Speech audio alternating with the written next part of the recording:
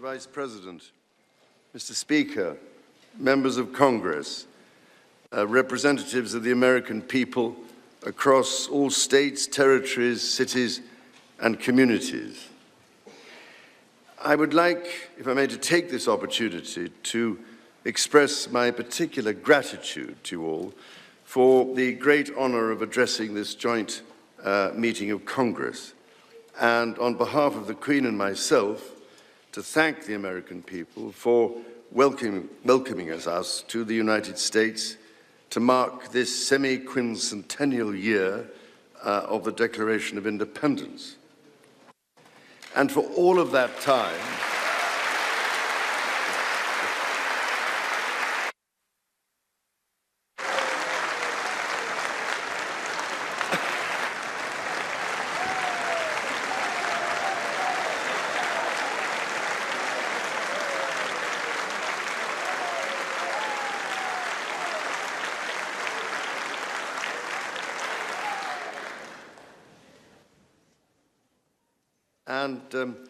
for all of that time, our destinies as nations have been interlinked. As Oscar Wilde said, we have really everything in common with America nowadays, except, of course, language.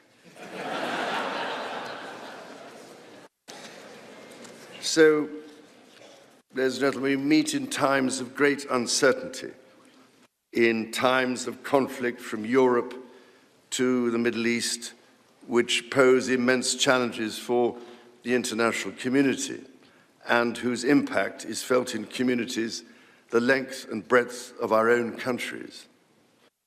We meet too in the aftermath of the incident not far from this great building that sought to harm the leadership of your nation and to foment wider fear and discord.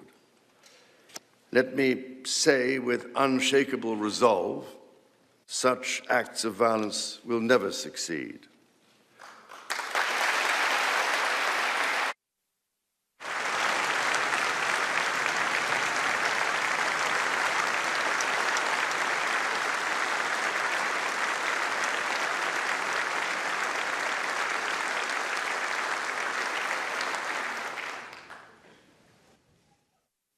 Whatever our differences, whatever disagreements we may have, we stand united in our commitment to uphold democracy, to protect all our people from harm, and to salute the courage of those who daily risk their lives in the service of our countries. Standing here today, it is hard not to feel the weight of history on my shoulder, because the modern relationship between our two nations and our own peoples spans not merely 250 years, but over 4 centuries. It is extraordinary to think that I am the 19th in our line of sovereigns to study with daily attention the affairs of America. So I come here today with the highest respect for the United States Congress, this citadel of democracy created to represent the voice of all American people to advance sacred rights and freedoms.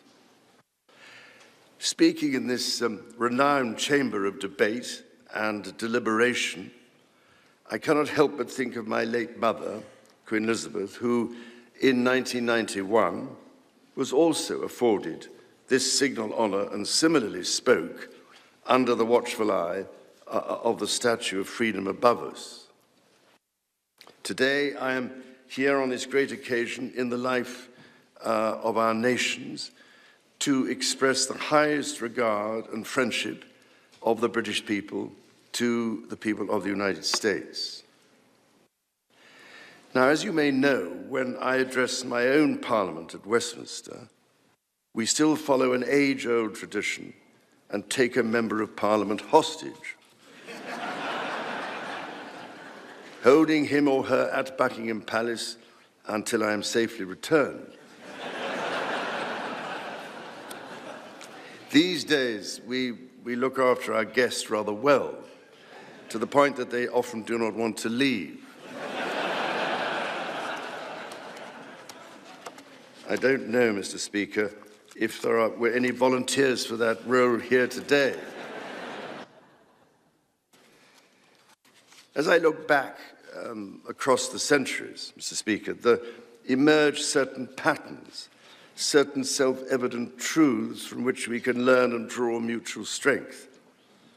With the spirit of 1776 in our minds, we can perhaps agree that we do not always agree, at least in the first instance.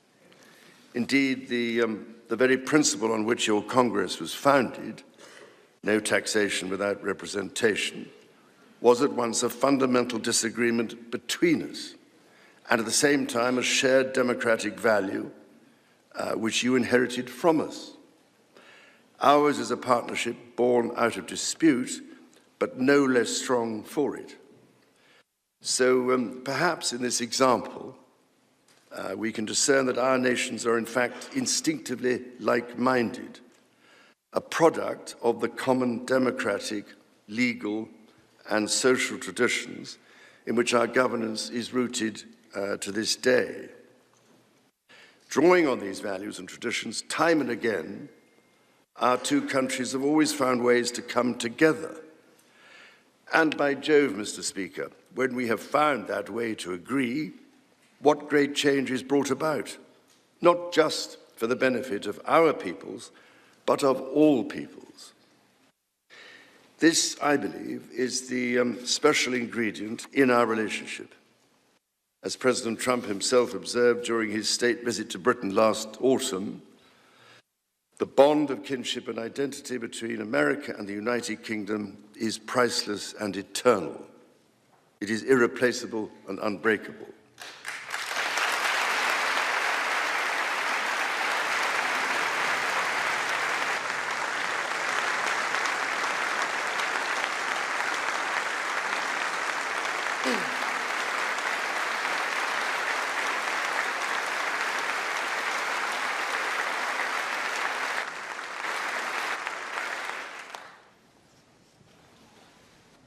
Mr. Speaker, this is by no means my first visit to Washington, D.C., the capital of this great republic.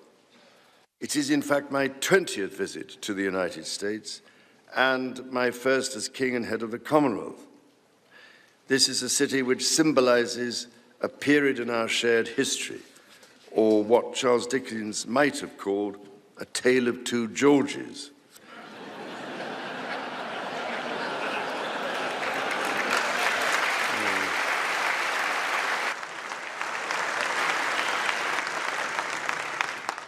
First President, George Washington, and my 5 times great-grandfather, King George III. King George, as you know, never set foot in America, and please rest assured, ladies and gentlemen, I am not here as part of some cunning rearguard action.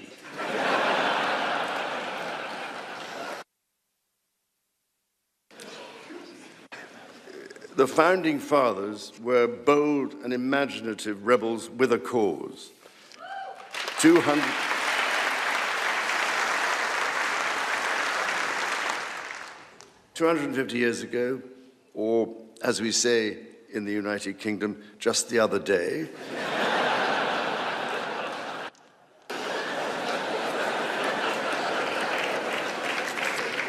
they declared independence.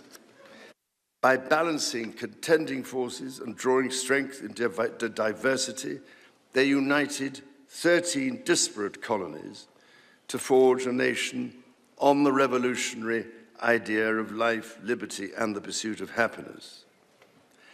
They carried with them and carried forward the great inheritance of the British Enlightenment, as well as the ideals which had an even deeper history in English common law and Magna Carta.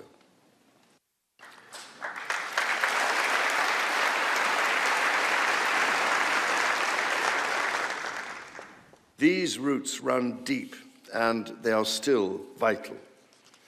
Our Declaration of Rights of 1689 was not only the foundation of our constitutional monarchy, but also provided the source of so many of the principles reiterated, often verbatim, in the American Bill of Rights of 1791. And those roots go even further back in history. The US Supreme Court Historical Society has calculated that Magna Carta is cited in at least 160 Supreme Court cases since 1789, not least as the foundation of the principle that executive power is subject to checks and balances.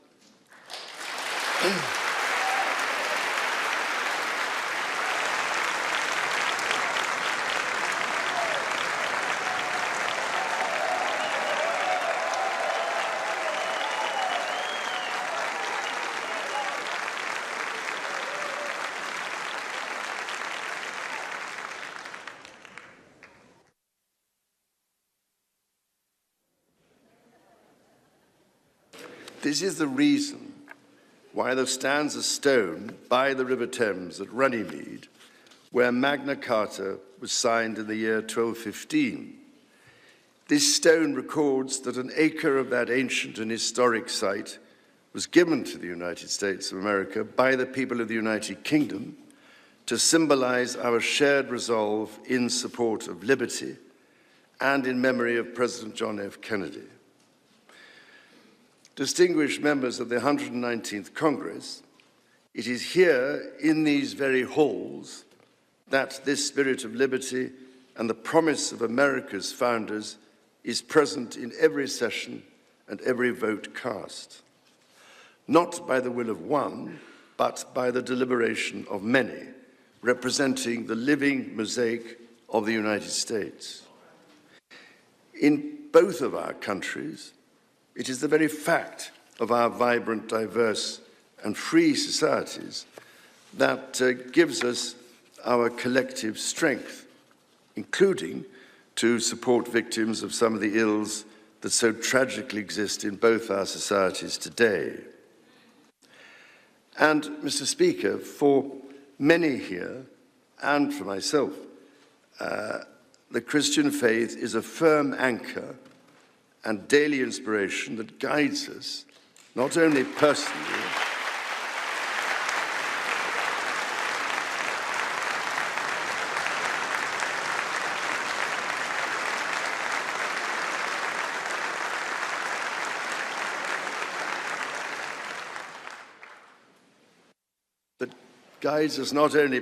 but together as members of our community. Having devoted a large part of my life to interfaith relationships and greater understanding, it is that faith in the triumph of light over darkness which I have found confirmed countless times. Through it, I am inspired by the profound respect that develops as people of different faiths grow in their understanding of each other.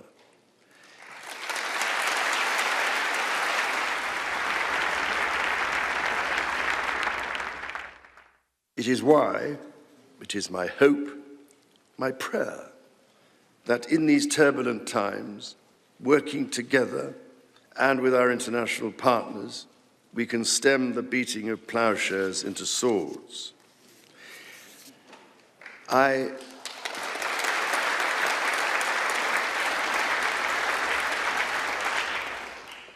am mindful that we are still in the season of Easter, the season that most strengthens my hope.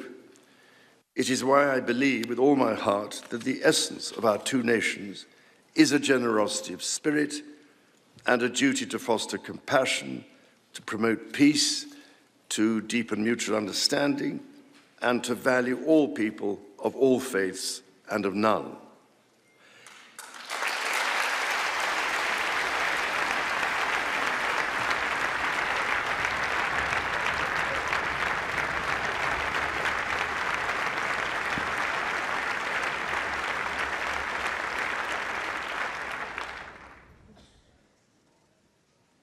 The alliance that our two nations have built over the centuries, and for which we are profoundly grateful to the American people, is truly unique. And that alliance is part of what Henry Kissinger described as Kennedy's soaring vision of an Atlantic partnership based on twin pillars, Europe and America. That partnership, I believe, Mr. Speaker, is more important today than it has ever been.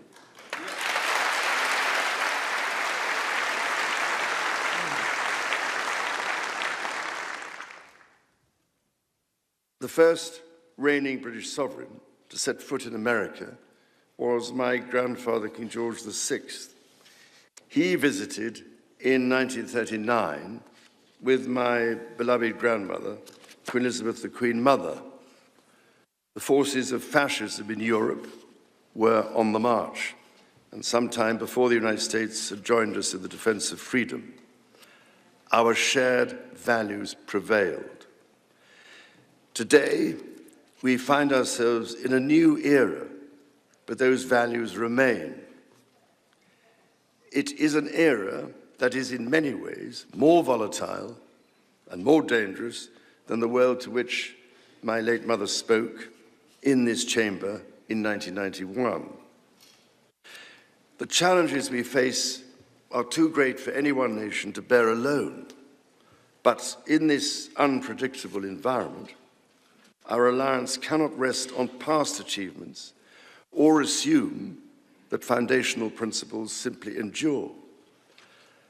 As my Prime Minister said last month, ours is an indispensable partnership. We must not disregard everything that has sustained us for the last 80 years. Instead, we must build on it.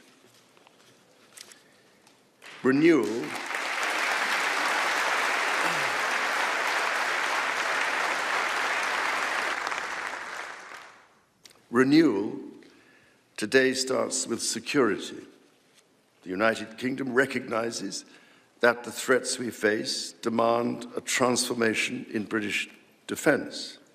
That is why our country, in order to be fit for the future, has committed to the biggest sustained increase in defence spending since the Cold War, during part of which, over 50 years ago, I served with immense pride in the Royal Navy, following in the naval footsteps of my father, Prince Philip, Duke of Edinburgh, my grandfather, King George VI, my great-uncle, Lord Mountbatten, and my great-grandfather, King George V. This year, of course, also marks the 25th anniversary of 9/11. This atrocity was a defining moment for America, and your pain and shock were felt around the whole world. During my visit to New York, my wife and I will again pay our respects to the victims, the families, and the bravery shown in the face of terrible loss. We stood with you then, and we stand with you now in solemn remembrance of a day that shall never be forgotten.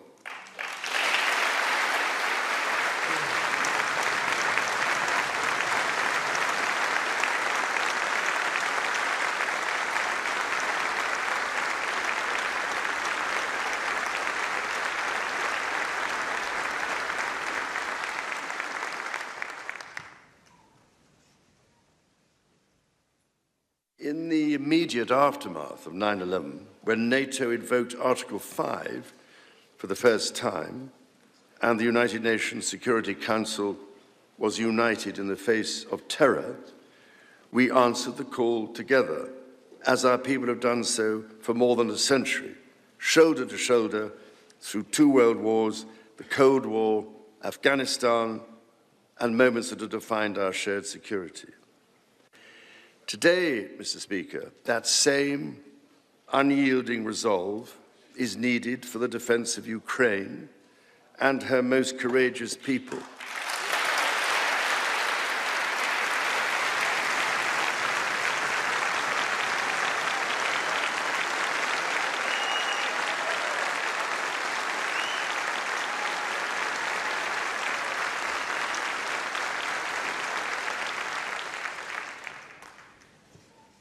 It is needed in order to secure a truly just and lasting peace. From the depths of the Atlantic to the disastrously melting ice caps of the Arctic, the commitment and expertise of the United States Armed Forces and its allies lie at the heart of NATO, pledged to each other's defense, protecting our citizens and interests, keeping North Americans and Europeans safe from our common adversaries. Our defense, intelligence, and security ties are hardwired together through relationships measured not in years, but in decades. Today, thousands of US service personnel, defense officials and their families are stationed in the United Kingdom, as British personnel serve with equal pride across 30 American states. We are building F-35s together, and we have agreed the most ambitious submarine program in history, AUKUS.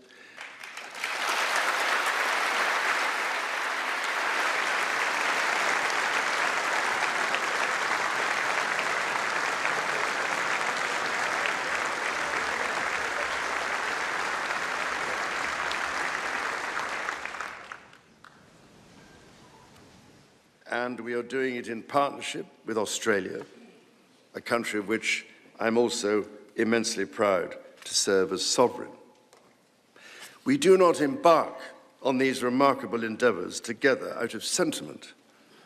We do so because they build greater shared resilience for the future, so making our citizens safer for generations to come.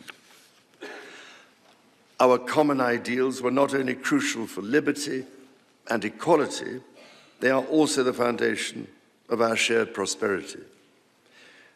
The rule of law, the certainty of stable and accessible rules, an independent judiciary resolving disputes and delivering impartial justice.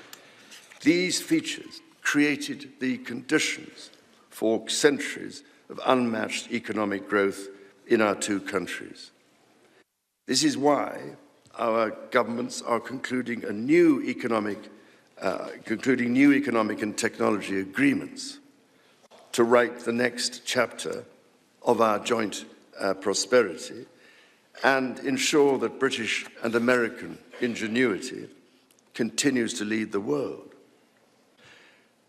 Our nations are combining talent and resources in the technologies of tomorrow.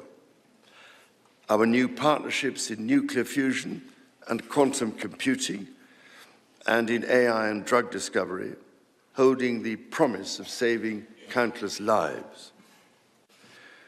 More broadly, we celebrate the $430 billion in annual trade that continues to grow, the $1.7 trillion in mutual investment that fuels that innovation, and the millions of jobs on both sides of the Atlantic, supported across both economies.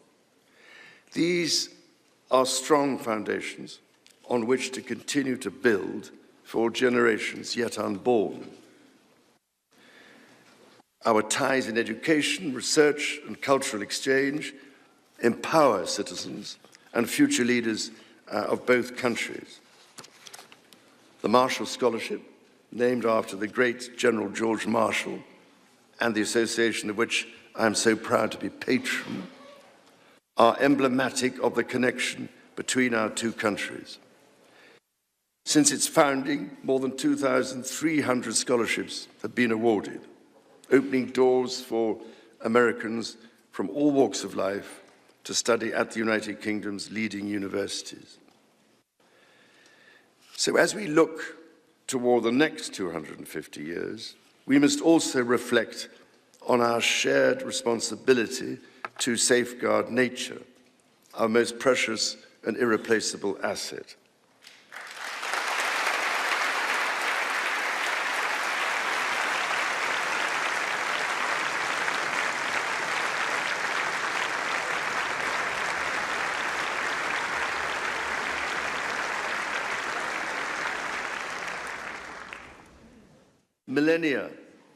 Millennia before our nations existed, before any border drawn, the mountains of Scotland and Appalachia were one, a single continuous range forged in the ancient collision of continents. The natural wonders of the United States of America are indeed a unique asset, and generations of Americans have risen to this calling.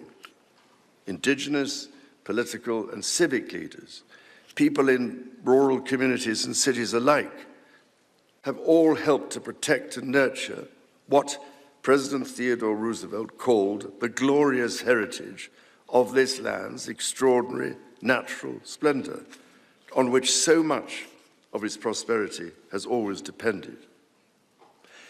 Yet, even as we celebrate the beauty that surrounds us, our generation must decide how to address the collapse of critical natural systems, which threatens far more than the harmony and essential diversity of nature. We ignore at our peril the fact that these natural systems, in other words, nature's own economy, provide the foundation for our prosperity and our national security.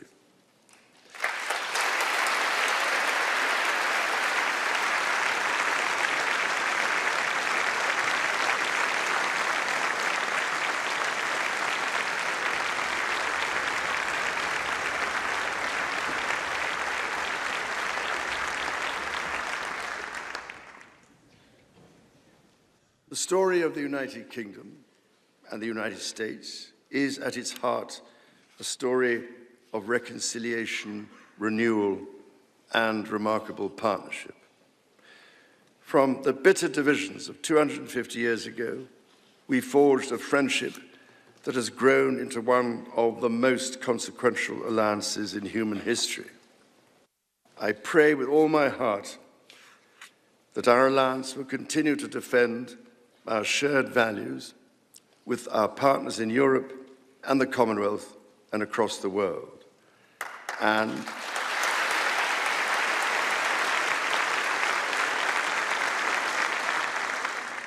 that we ignore the clarion calls to become ever more inward-looking.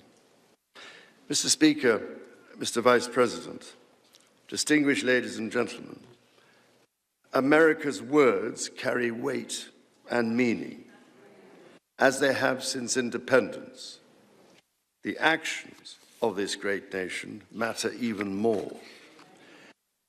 President Lincoln understood this so well with his reflection in the magisterial Gettysburg Address, that the world may little note what we say, but will never forget what we do. And so to the United States of America, on your 250th birthday, let our two countries rededicate ourselves to each other in the selfless service of our peoples and of all the peoples of the world. God bless the United States, and God bless the United Kingdom.